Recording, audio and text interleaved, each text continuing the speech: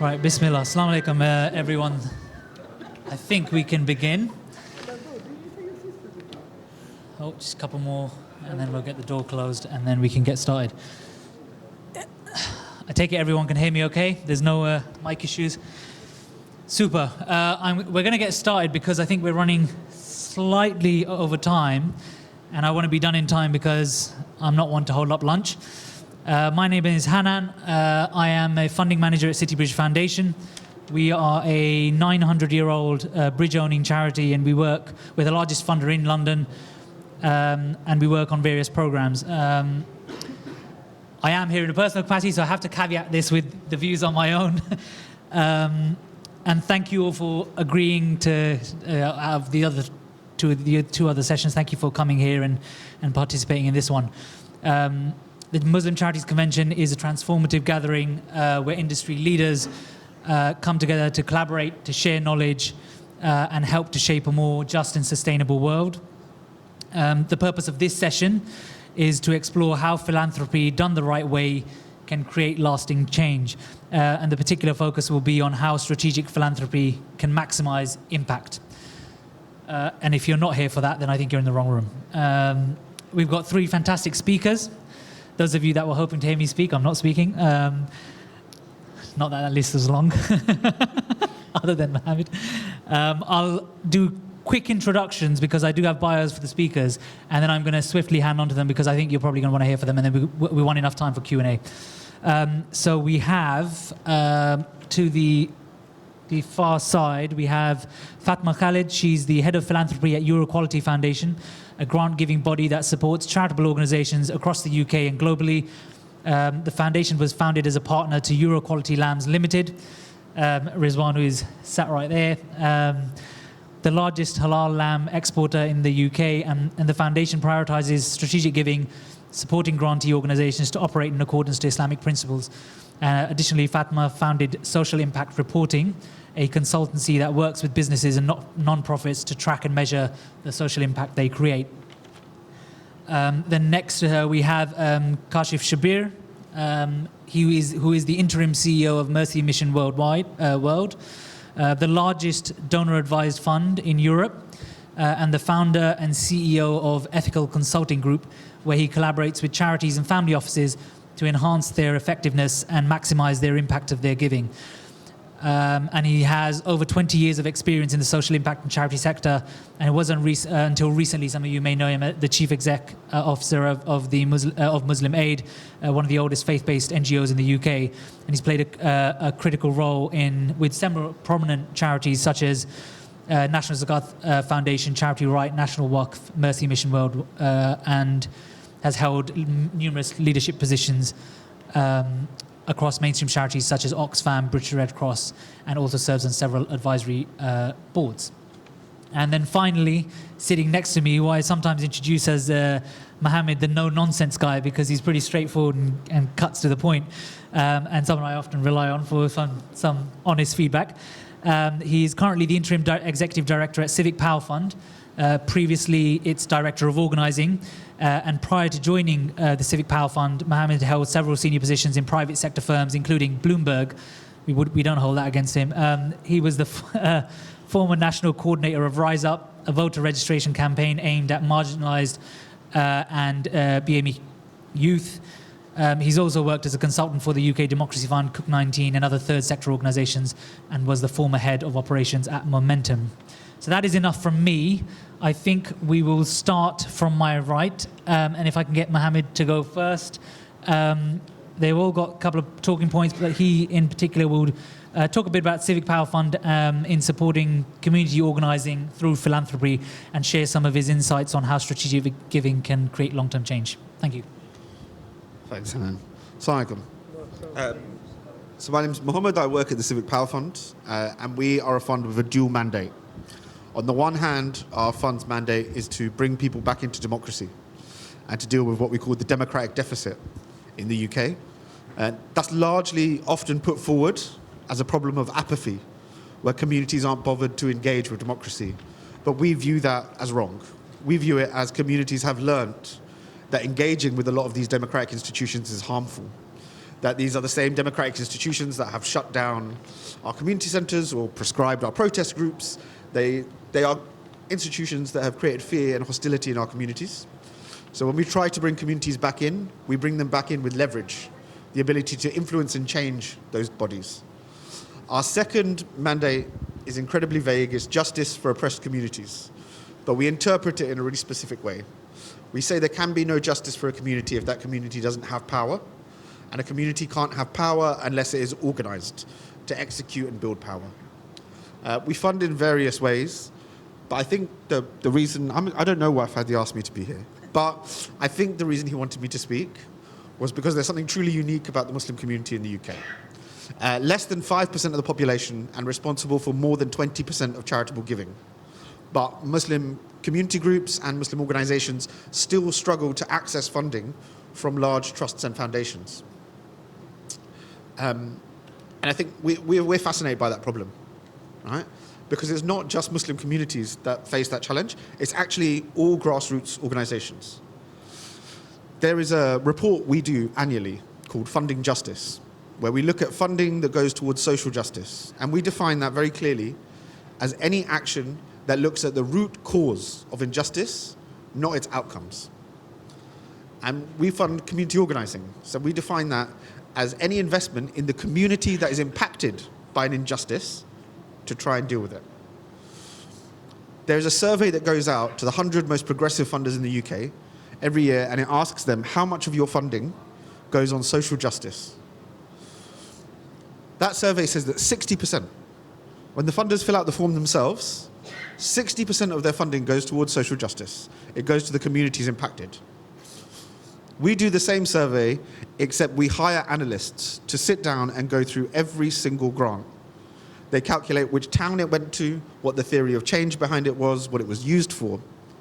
That same set of funders, we found that 4.5% of their money went towards anything that could be remotely described as social justice, and 0.2% of it, 0.2%, went into the communities impacted by injustice.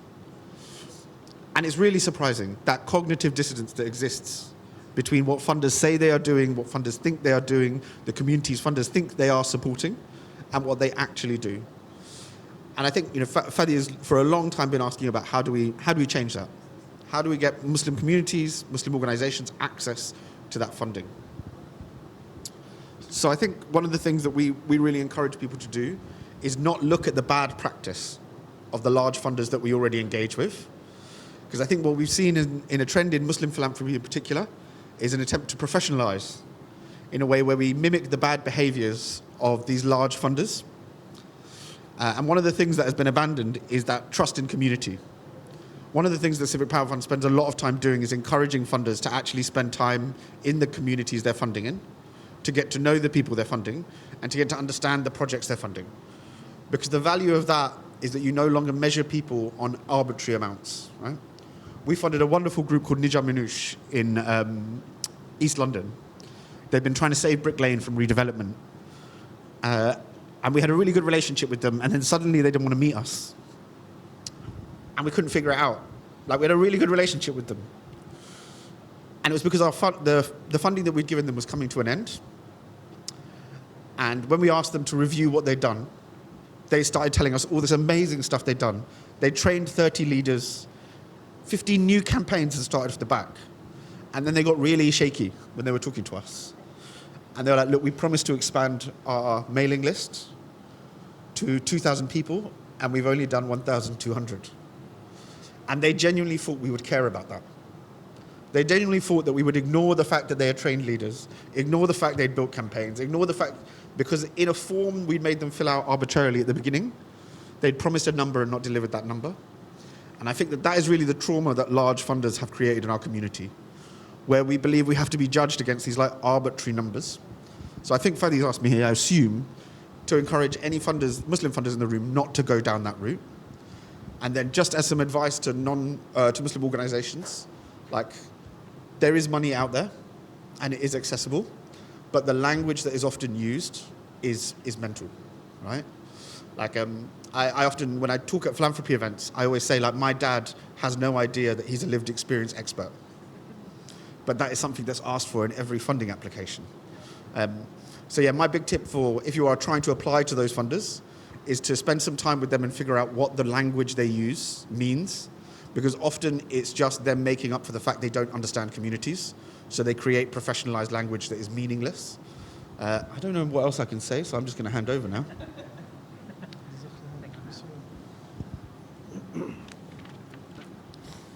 Bismillah wa salatu wa salam ala Rasulullah. I'd like to cover 2 points, inshallah, as part of the topic. And maybe just seed some thoughts with the audience. What we have seen in the last 2.5 odd years means that there's something broken in our systems.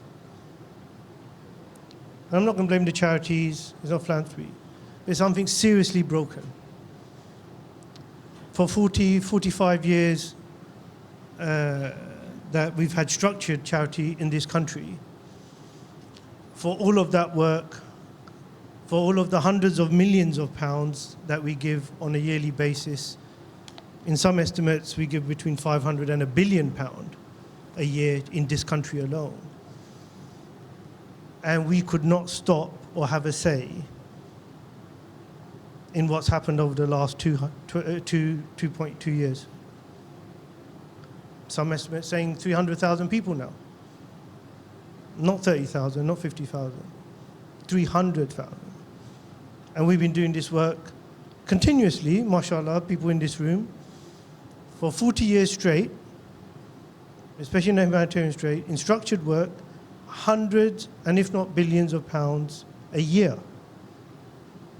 And we, as they say, couldn't get a bottle of water into Gaza. Something's broken. Something's broken. I don't know if I'm unique, but I've done about 12 years in the corporate sector. Then I've done a CEO job in the Muslim sector. Then I've done some executive positions in the non-Muslim sector or the wider Muslim sector. And now I advise family offices and private philanthropy and foundations and stuff. That's like, I don't know if that's the whole gambit, but it pretty seems like it's quite a large spectrum of work. And all of those experiments, I would say, is how do we actually create the change that we want to see? How do we actually create impact? When we're talking about strategic philanthropy, what does that mean? It means that trying to get our philanthropic efforts to places where they need, where they can have that impact, where they can create that change. That's what strategy means. We don't need to overcomplicate it, and it's not working. I've seen, from my experience, inshallah, that I believe the power of that change now does lie in philanthropy, and I mean private philanthropy. I've tried it with the NGOs.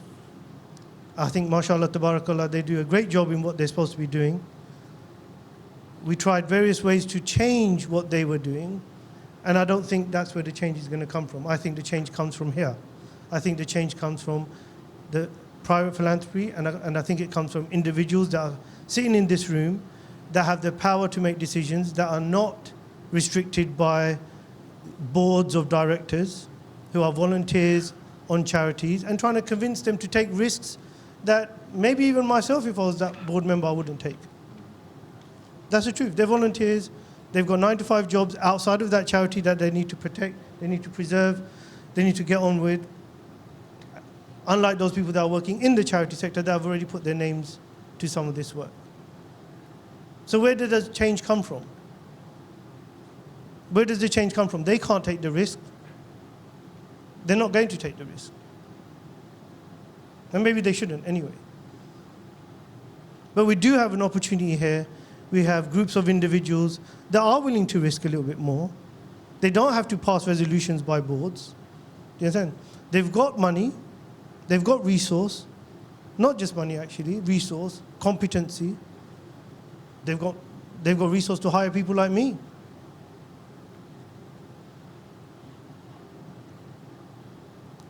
I think that if we're going to truly look at this issue today,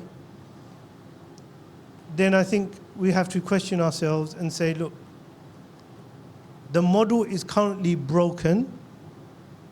How do we move from that broken model to a model that works?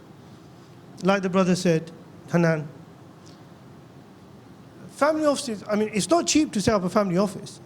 I mean, Fathma can tell you, right? They need to hire people like me, they need to hire people like Fathma, they need to hire admin people, it's just like setting up another charity, right? It's not cheap. Why do philanthropists do it? Why do they set up family offices? Right? Why don't they just give their money to charities? 2 reasons. Right? We don't need to dwell on the matter. One is they don't believe the charities are doing what they want them to do. Right? 2, one, they don't believe the charities are doing what they want to do. There's another reason, but I can't remember. And it's not important anyway. Charities need to continue doing what they do best. The philanthropists need to make sure, the other point was the capacity to do the work, the competency to do the work. Right? It doesn't only lie in charities anymore. Any philanthropist can hire experts, subject matter experts, programmers. They can hire anyone they want. They have the resource to do that.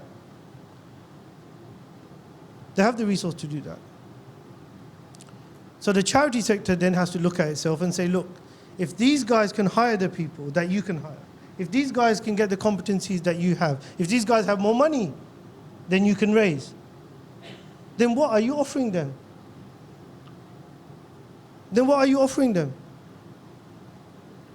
Why should they park cash with you guys?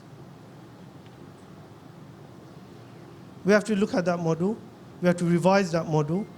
And if we don't revise that model, I think it's inevitable that we fall into an area of irrelevancy when it comes to our current organizations, no matter how big you are.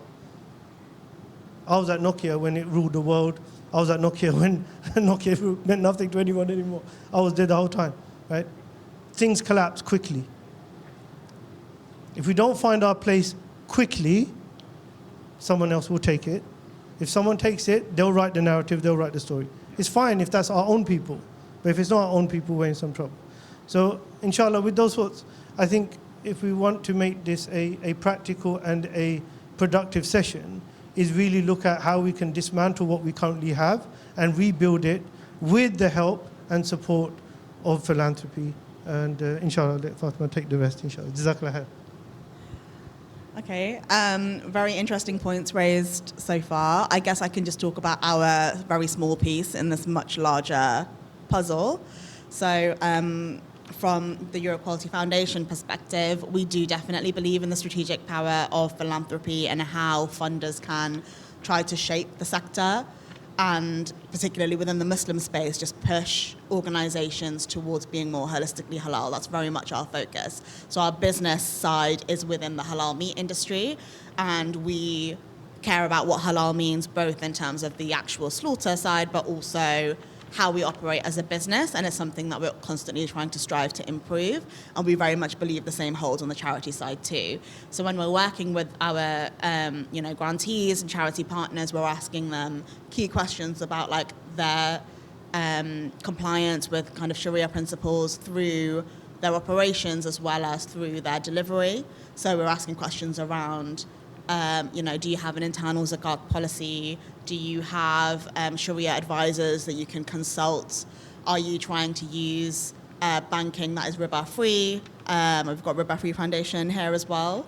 These are kind of the principles that we want to know about and try to push organizations towards. And that's kind of how we frame our grant giving. So we ask charities these questions, and kind of to your point, Mohammed, we're not necessarily ruling charities out if they're not able to meet some of these criteria, and we're very conscious of their size and scale and capacity with where they are. But our intention is that, even though we have our own very small kind of part of the pie, that by asking the questions and starting some conversations, potentially also signposting some organizations to where they can get support, guidance, to push themselves along, to be more compliant with some of these Islamic principles holistically, as well as general kind of, governance, back office support, making sure that, the impact is where it should be. These are kind of the key questions that we ask, and that's how we think that as a philanthropic organization, we can support the sector and try to kind of encourage best practice in that way. We do try to make it accessible where possible, but asking questions is going to take time regardless, and finding this information does take time. But we have seen within the organizations that we work with, we have seen positive change. So inshallah, that's something that can be scaled through. And it's just one example of how philanthropy can support from the funder's perspective. Thank you very much. So that's, you've got three people here coming from three different angles. You've got a family office perspective, you've got an advisory / international experience development sort of perspective, and then you've got very grassroots level democracy perspective. I've got a couple of questions which I would like to ask, and we've got about 18 minutes before lunch. I feel like I should pick one. I'm only going to pick one of these, and then I'm going to open it up to the floor. So if you can start thinking about your questions, and if you don't have any, then great for me, because I've got some. This is probably just opening up to all three of you, and to get the conversation going. Impact was mentioned earlier. Philanthropy is the use of private means for public good. What does that look like in your respective areas? What does the measurement of that look like in the context of philanthropic funding? And how can we align that to what it, if it isn't what it should be, how can we align that to what it should be? So start this way. Sure. For us, I think the primary method that we judge impact is leadership. Not the leadership of the charity itself, but how many leaders within a community that charity creates. Because I think our belief is very much fundamental that if you are working with people who are impacted by an issue, if you train them to be good leaders and to challenge injustice in that form, it doesn't matter if the organization collapses, because tomorrow that person will still be leading in their community. They will still be building the strength of that community. They will set up a new organization. We as a funder might not be able to take credit for their work, but they will do the thing we want them to do. And so for us, the primary thing is investing in people's ability to lead communities, to work in communities, and to organize communities. And that is how we measure impact. We don't require impact reports. I think that is a really archaic way of doing something. But yeah. So the other hat that I wear is actually as an impact measurement specialist. So I love an impact report. But from the perspective of the foundation, I think we do appreciate that, there isn't a universal definition of impact. There isn't in the sector. There isn't even within our own organization, because we fund across geographies, across, topic areas.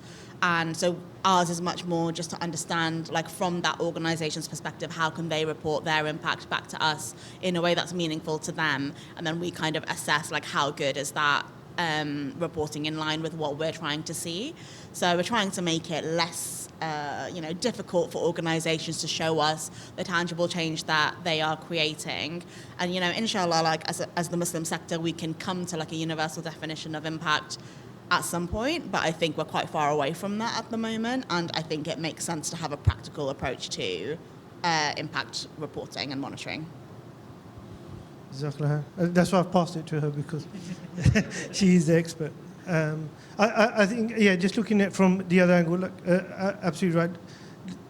This golden word, impact, and that we're looking for all the time, is really difficult, right? It's really difficult. Fathma's absolutely right. We need to come to just practical ways on how we can help organizations understand that there should be some level of accountability on when they get these funds. Just to share my experience on the practical side, carrying on down that road, is a lot of the time when I'm doing strategy work with organizations, helping them define this stuff, the problem is just not defined, quite frankly. So reporting on something that is ill-defined in the first place, sorry to put it bluntly, is useless. Okay? What impact are you trying to have in Palestine, for example? Like what? And it's the issue of the day, right? So what impact are you trying to solve the conflict? Are you just trying to feed people? How many people are you trying to feed? For what purpose? So that you can go back there next year and feed them again? Are you trying to actually solve a problem? Like what? There has to be a problem statement there for you to be able to report back on. Otherwise, carrying on talking about reporting on impact, and the funders are asking about impact when you don't actually have never even thought it through. This is what I mean. I honestly believe some parts of the system just has to be completely dismantled and rebuilt.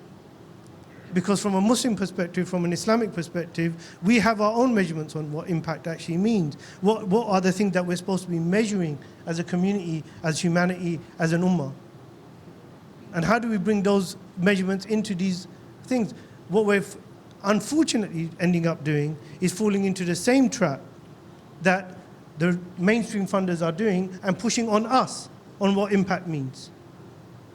And I think it's high time, mashallah tabarakallah, with the resource that we have, with the people that we have around the table, with the organizations and foundations that we have, to define our own impact frameworks. You know, that's the truth. And then push them back. Push them back. This is how we measure our impact. This is this is how we do it. We should have the confidence to be able to do that now. We are big enough. We're the most generous community on the planet. We have our own foundations. We have our own funders. Let's define our own measures. Otherwise, we're going to fall. I'm telling you, we're going to fall into the same trap that everyone else is falling into. Trying to meet these impact measurements from the mainstream funders. We don't want to do that anymore. Let's build our own, inshallah. Thank you. Really, really good points from all of you. You know, particularly from the grassroots perspective about leadership, and that is the driving factor, and everything else you said you scrapped. So there is no report. And then a bit around how, from a wider lens, it varies, but it has to be aligned to your vision, and then particularly around not sort of adopting poor practices and thinking about what it really means to be a Muslim and what does that impact mean, the tangible, the non-tangible. So I'm going to open up for questions. We have 11 minutes.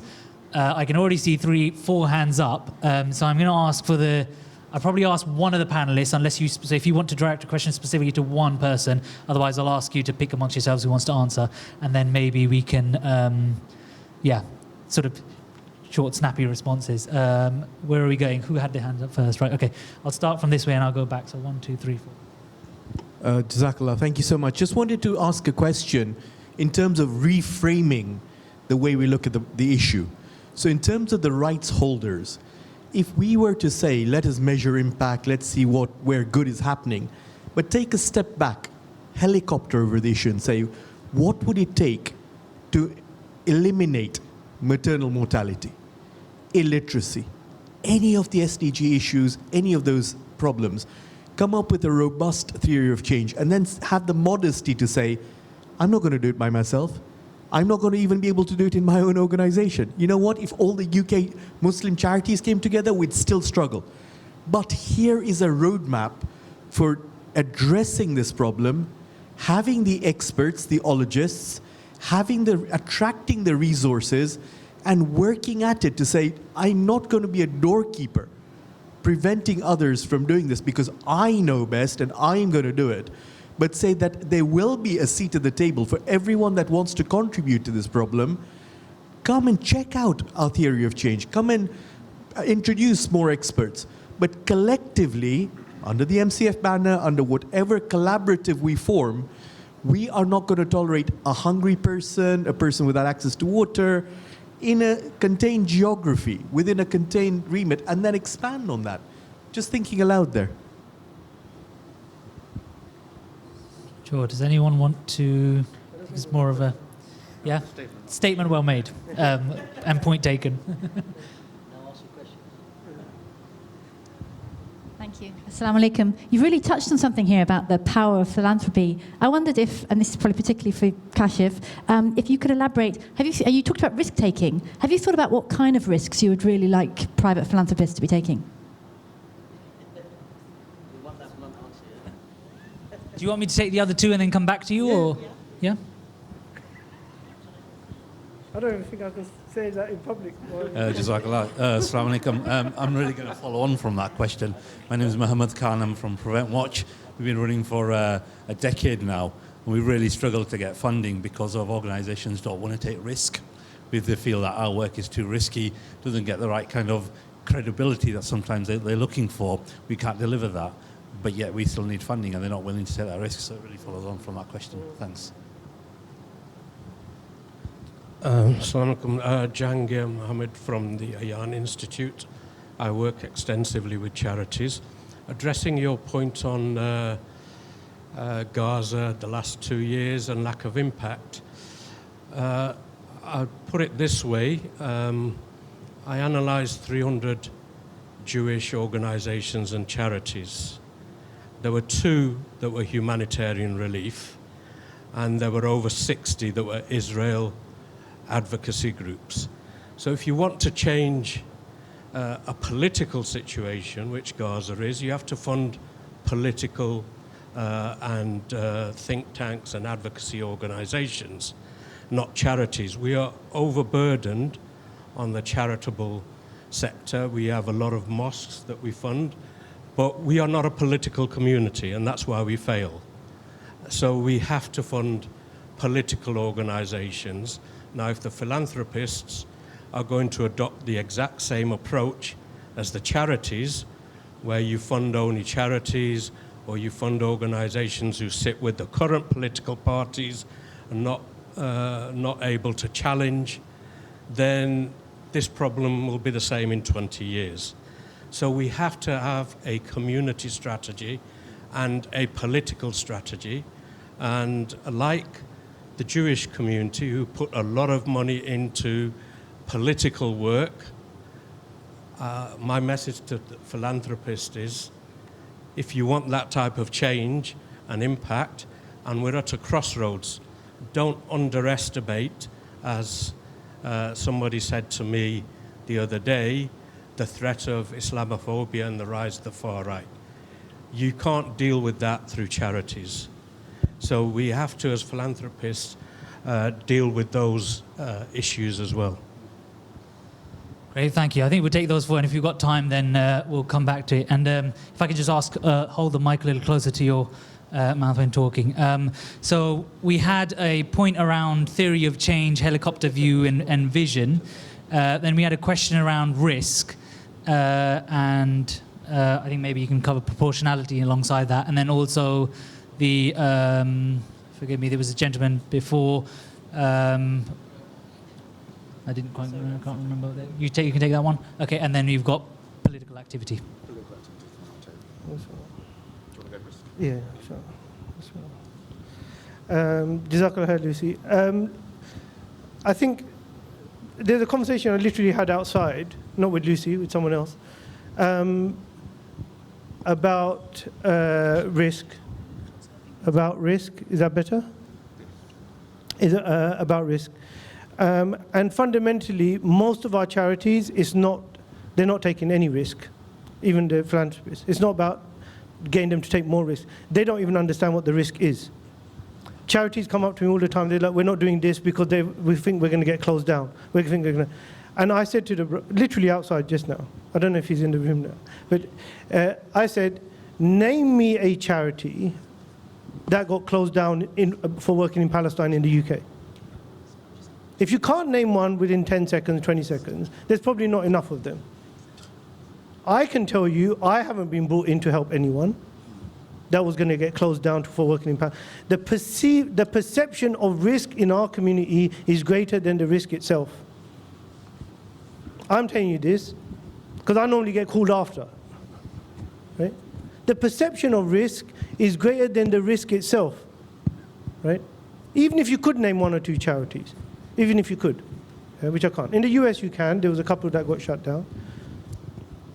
Understand what the actual risk is from a governance perspective as trustees. If you can understand it, if you actually know what you are and are not allowed to do, you will find that the UK, especially the UK, has one of the most flexible laws around charitable work and advocacy than most countries in the world have. Right? It might change a little bit with the combining of the FCDO and the home departments and stuff like that. So understand the risk. Don't make a problem out of something that doesn't exist. Get some proper advice, understand the risk, and you realize that you're not actually taking risk. Yeah. And I think that does follow on from what Mohammed was saying about things like Prevent Watch and media and advocacy and the political side. We are shy as a sector to invest in these things. We are shy. And it's not for everyone. It's not for everyone. Because some people that I advise, they have got legitimate business interests with the governments and stuff like that that could be put into jeopardy if they get involved in that work. It's understandable, it happens. But at the very least, understand and set yourselves up. You're clever people, especially businessmen are very clever people. Set yourselves up, set your entities up in a way that they are isolated, that they are distinct, they have separate mandates that allow you to be active in the community and do this work, and don't, for goodness sake, look what's happening. Don't set yourselves up to be shut down. Don't set yourselves up like that. We're clever enough. There's so many ways to set up entities now. Like we're living in like one of the, I mean, we don't have to go into like international tax planning and stuff. Probably leave it at that. But we're in a very flexible place, the UK, where you can set up legitimately, comply with all governance and laws, and still be active in the community. Do not make it a means for you to step out and stop being active because you feel that this might happen. The likelihood and the evidence shows that it hasn't happened in the UK, and there is no precedence for it. Inshallah, be a bit braver. And I think also to echo that point, I think the same applies to funders as well. There's a very entire conversation around risk-taking that needs to be had. I'm conscious, I've been told I literally have 2 minutes, so Fathma and Mohammed, I know because you obviously do with the, you've got 2 minutes, a minute each, please. So I think I'll address the last point around politics. I think that's the wrong way to look at it. The right way to look at it is power, and like how much community power we have, where we exercise that power and how we do it, and how we build that power. And I think there's much better examples in America at the moment around how the far right has really taken control of that country. And if you compare the way that those right-wing funders have funded in America to the way that funding is done by progressives in America, progressives in the UK and Muslim communities, you'll see a stark difference. They generally pick one organization and they fund it for 20 years. Right? There are 2 Supreme Court judges on the moment who are very far right-wing in America, who started training programs to be Supreme Court judges when they left university. For 30-odd years, their careers were invested in by the right-wing to make sure when the time came and the opportunity was there, they had people they could put forward to those positions. We do not have anything like that in our communities at the moment. If positions of power did open, we haven't trained the leaders to get them ready to go into those positions. And I think that that's a real lesson we should take. We shouldn't look at the bad practice of organizations that have just flooded money into politics, but really look at like what power is being built inside our communities, what capacities are being built inside our communities, and recognizing, particularly from funders, like we can't do everything. And there's no shame in picking one thing and saying that is the thing that I will specialize in, that is the thing I will take time in, and I might not get any dividend for like 20 or 30 years, but the true risk isn't like that I fund one organization and it fails, it's that I don't fund the organization that could have achieved my goal. And I think we have to bear that in mind. Not a huge amount to add there, but I think one of the benefits of having like private philanthropy is that you do have that kind of liberty of choice, and you can have a longer term time frame And I think that is one of the challenges, that if you're working on a 2-year cycle or a 5-year cycle, there's only certain types of things that you can really fund and see an impact within that time frame. But to have that much broader perspective, it does then give you more of a risk appetite. You can then fund things that are a little bit more indirect. And I think with what's happening in Gaza, it's so hard to know where to put your money to actually see any kind of tangible change. And that does involve taking risks. And we're seeing some risks not pay off, like with Palestine Action, but inshallah, something will pay off.